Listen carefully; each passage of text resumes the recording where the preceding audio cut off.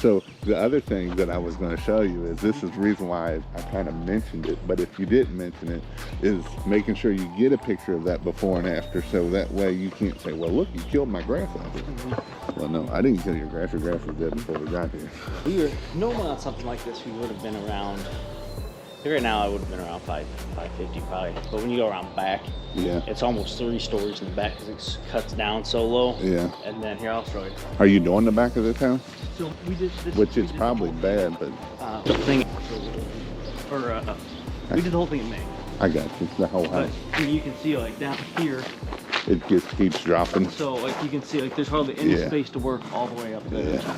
And then we had the deck protection that I had 2 people. So well, we said when I sold it, I told them I was gonna have a person washing, and then the deck protection, which then Joe just did it all himself. But that way you explain to the customer like, hey, Right. there's more than just wash and water. We gotta protect your deck, make sure we don't mess it up. Right. You just stain that one up there.